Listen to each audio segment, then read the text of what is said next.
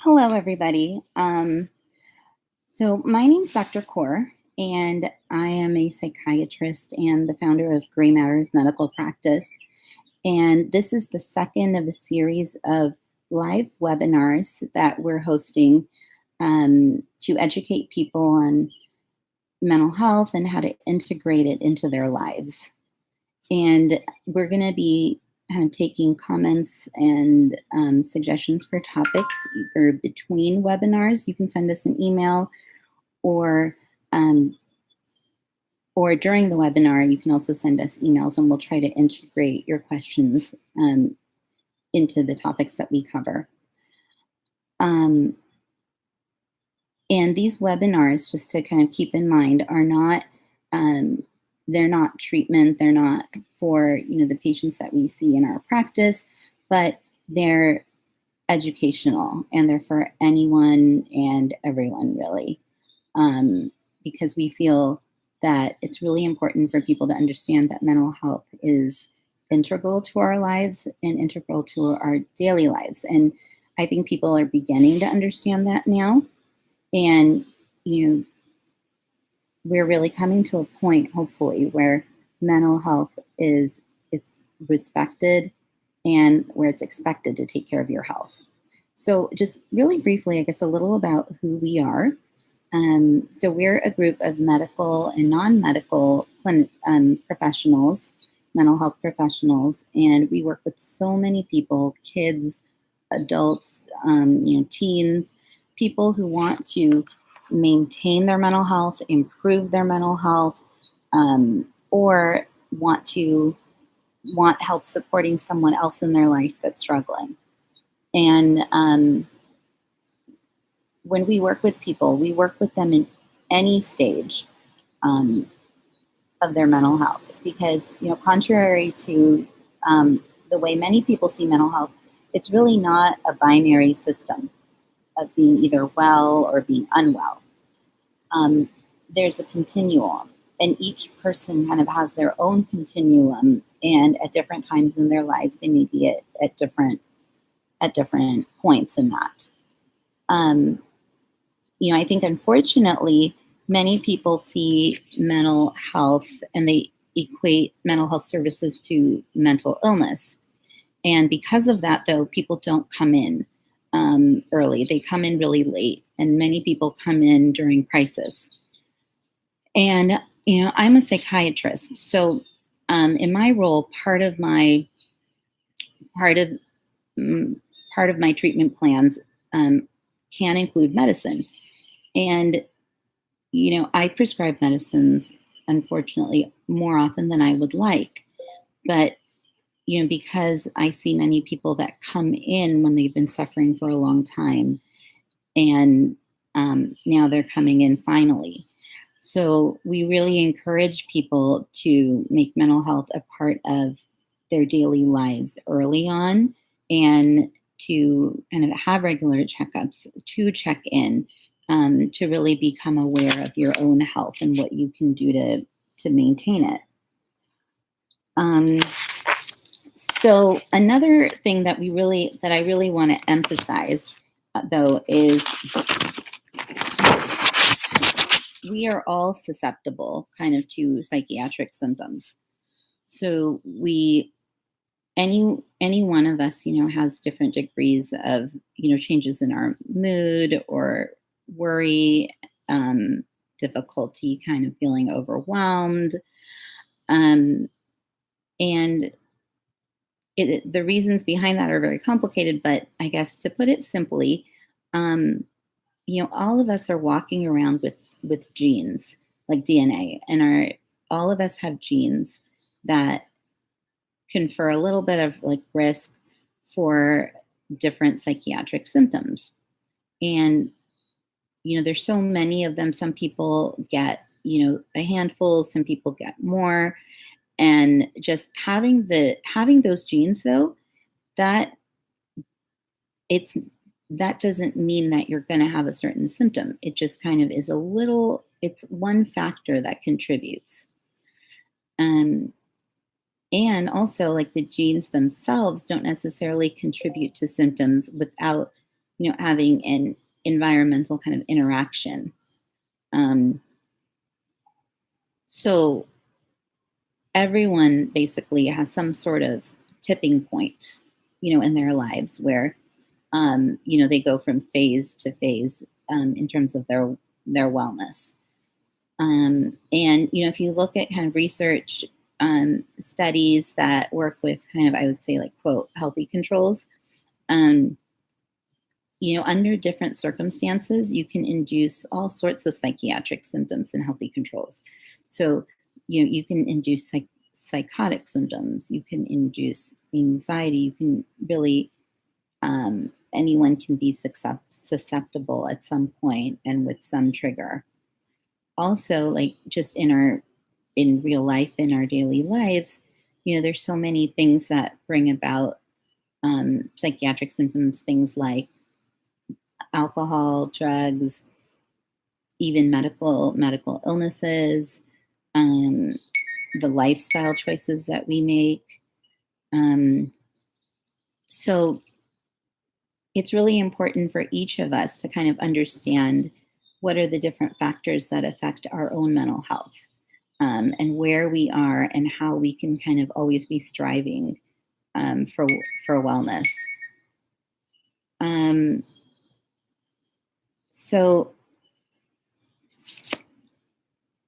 we one part of this webinar that I want to go over is a worksheet that is posted to our website, and the worksheet is about a mental health continuum and about being aware of your mental health, and identifying where you are at different stages.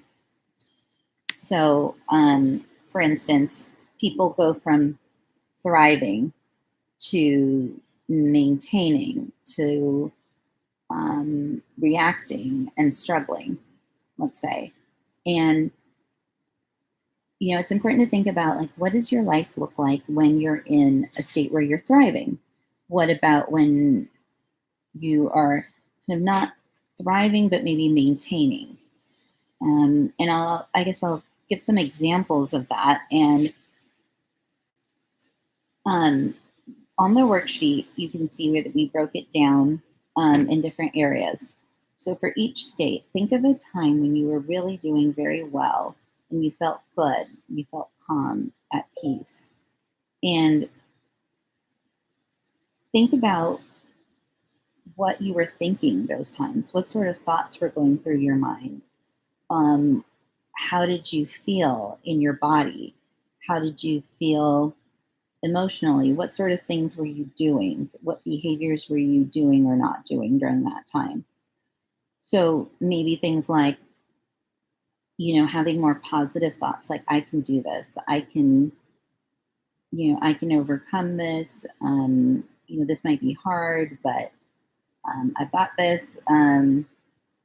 Maybe behaviors like, sleeping, like, regularly, avoiding drugs or alcohol and things like that. Seeing friends at certain frequencies that make sense for you. Having a feeling of calmness rather than a feeling of kind of tension in your body. And then what about maintaining? Maintaining. So maybe the thoughts are a little different, where something feels hard and you feel like, oh, this is kind of hard, but okay, I'm going to take a break and then I'm going to come back to it and I can figure it out. Or, you feel bad about yourself because of some interaction and then you think, oh, well, that person doesn't like me. Well, maybe they're just having a bad day. So, and then in terms of your feelings, you may have these feelings of kind of feeling um, slightly down briefly or having this moment of anxiety or worry, but you're really able to kind of control your thoughts and emotions and kind of bring yourself back rather than getting stuck in it.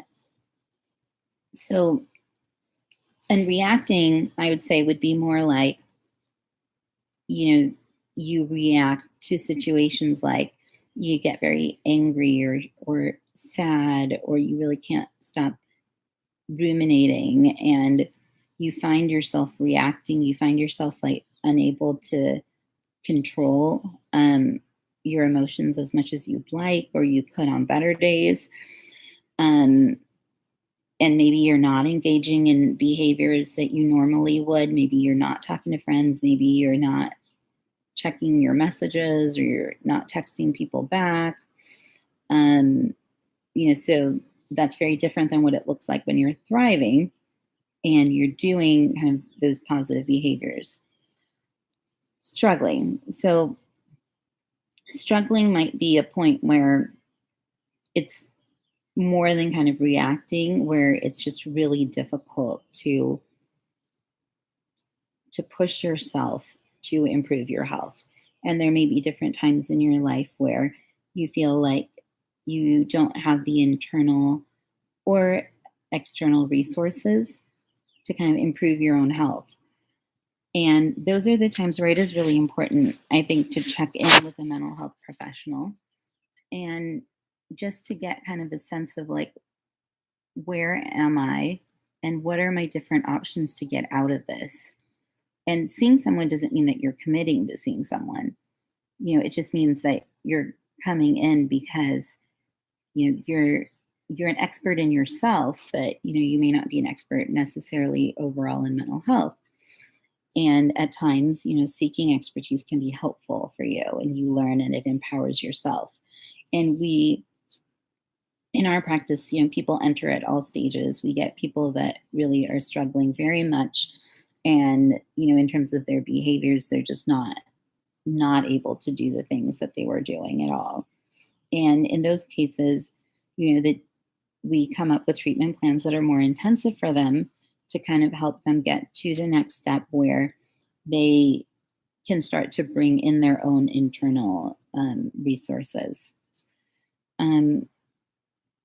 So hopefully you guys can look at the worksheet at some point and fill it out. And there's some questions also in terms of processing questions to help you think about these different states, and kind of fill in the boxes. And then basically this will end up being a wellness plan for you, because you can see where you are, identify where you are at that moment, and look at kind of like the behaviors that you may need to do to get to the next stage.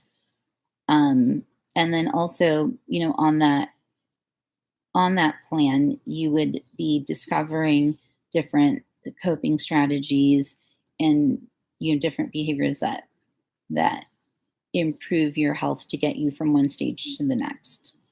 And you could even write those out so you kind of have this plan for where you are in your life right now. One question that comes up a lot though is, where is the line when you're looking at this continuum? I guess where's the line of what is being well versus unwell? Where does illness start? And I don't think that it makes sense to draw a line in the sand.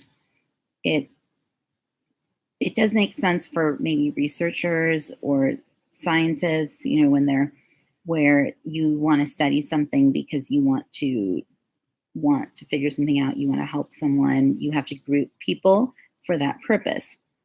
But when you look at health, often most of health is a continuum. So that line is kind of arbitrary. And so the way I try to think about it, and when I work with people, I often say that, I don't really think in terms of diagnoses. I don't find them that helpful for people. I think in terms of, what is affecting you in a certain moment and what's getting in the way of your life and the things that you want to be doing in your life. And what can we do to help you, or what can we help you kind of learn about yourself to help yourself? So I would say, rather than think about, am I ill or am I not ill, think about where you want to be in your life and am I there? And if I'm not there, then what are the steps, depending on the stage you're at, that you need to take to get there? Um, so, one part of it is being aware of your own kind of personal experience with your mental health and with anxiety and stress. I think it's helpful to know a little also about, the body under stress and, you know, what happens to your body and your brain in those situations. Um, so in the body is very affected by stress and anxiety. It is um, stress causes a lot of medical or contributes to a lot of medical illnesses. It contributes to um, a decrease in immunity, and the link between stress and physical health is actually pretty well studied. Um, the brain reacts to stress in many many ways, and today I want to kind of talk about one way that the brain does respond to stress, and kind of so that we can think about what are ways that we can improve our resilience, through developing routines. So I think of this example in my own mind of, when you are at someone else's house and you stay over, you wake up and you are like, okay, where's the toothpaste? Where's the toilet paper? I don't have a towel. Um, and where's the coffee? And then by the time you figure it all out, you're exhausted, or I'm exhausted. And I find that, you start your day off kind of in this state where you're not fresh to keep going. And the part of our brain, I guess, that we use to organize and plan, like our executive function, is our prefrontal cortex. And the prefrontal cortex is a newer part of the brain where, evolutionarily, like we didn't have that, we developed that.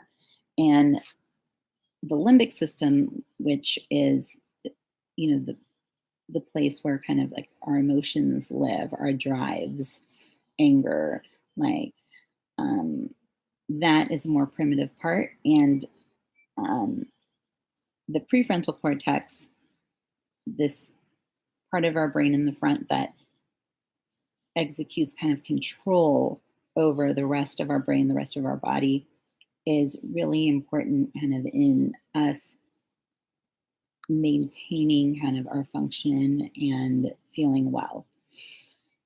Um, when that part is taxed, then it doesn't have the ability to really control the rest of what's going on in your brain, in your body, in your life.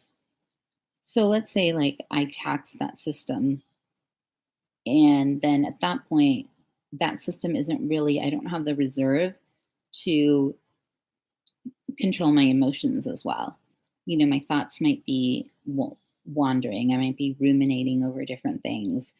And, I might, something might kind of make you angry, and then you're not able to kind of to calm down and move forward, because you don't have that kind of executive control fresh.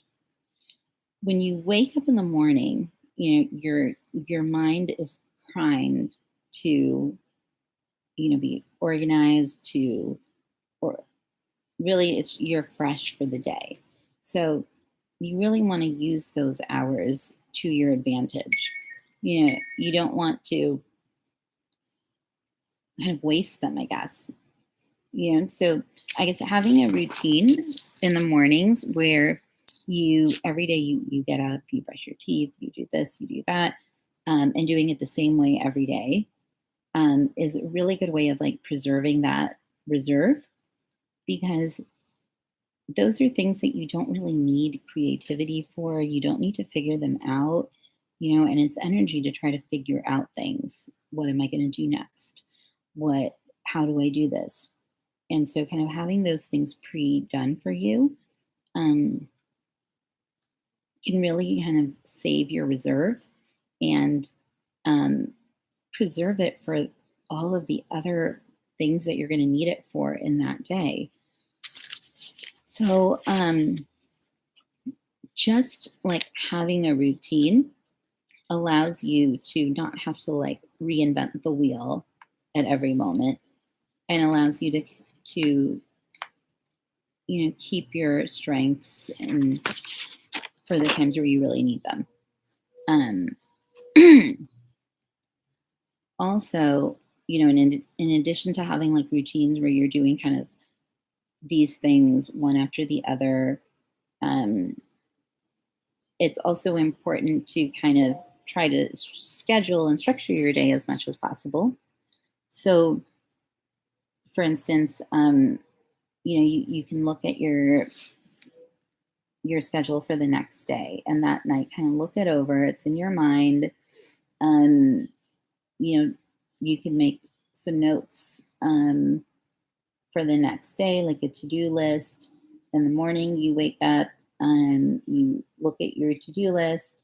And then what I would suggest right now, though, because things are so chaotic and days can blend into each other, that it's actually even more important to have a schedule, and ideally to have a visual schedule, so that it's something where you can see generally, what am I doing in the morning, what am I doing in the afternoon, what am I doing in the evening.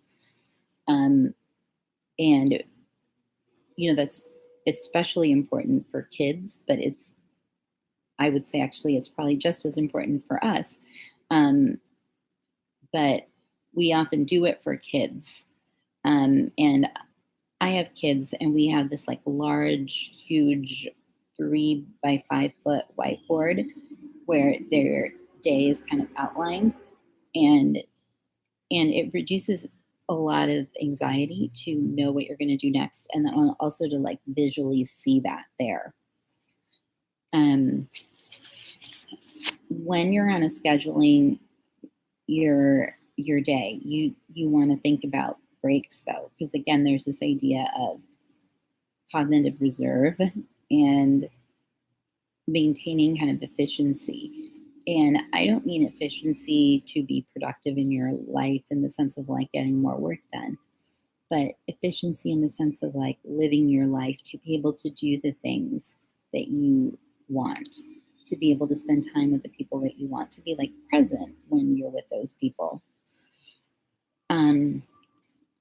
So build in those breaks, and ideally build in breaks with things that are also like good for your brain. So things like exercise or taking a walk outside, connecting with a friend. Um, there's so many ways now that people are using technology to actually connect with people. Um, and I it's important to actually like prioritize that in your day. Um, the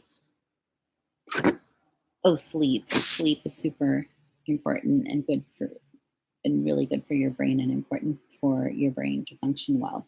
So that's another thing, actually, just to really be sure to build into routines, regular kind of times that you go to sleep and regular times when you wake up.